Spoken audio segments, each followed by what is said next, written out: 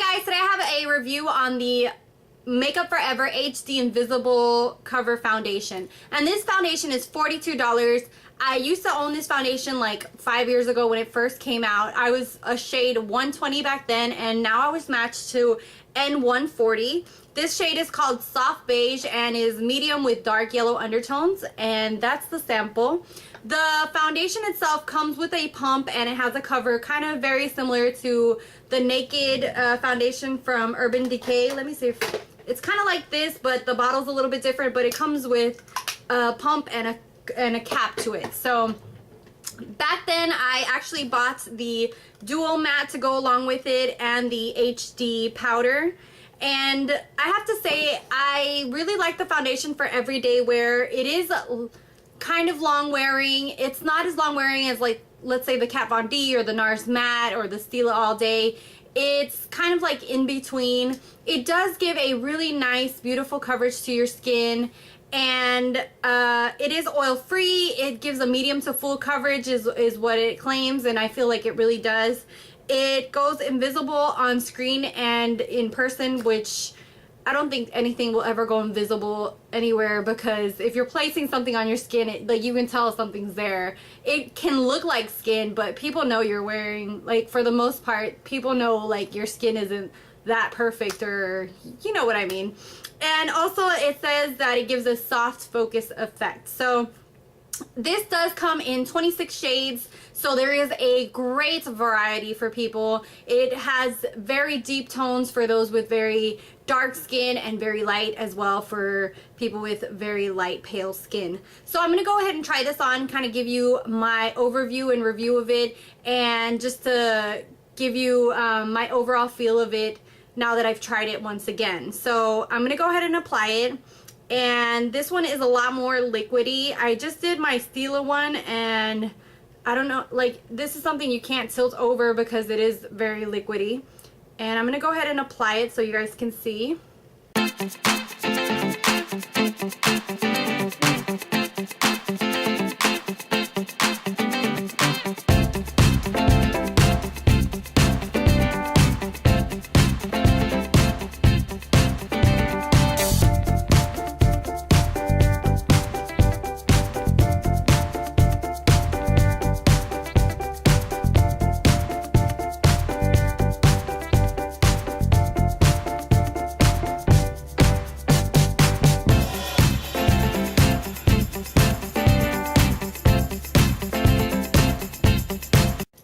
Okay, so this is what the foundation looks like on my face. It does take a little while for it to dry. It does have more of a, I would call it more of a satin finish. It does look a lot more luminous. It's not as matte as other foundations. It does wear nicely, but I have to say that even though it's long wearing and it stays on your face, it tends to look greasy. After like a few days of wearing this to work, by the time I got out of work, like, you could see my face shiny. It's something that you'd have to blot, you'd have to apply powder. And I did use this with the dual mattes from them and the HD powder. And back when I had first bought this about 5 years ago, the same thing had happened to me. I actually bought this because I wanted to look flawless for my graduation, my college graduation. And in all my pictures, and I'm going to try to post one.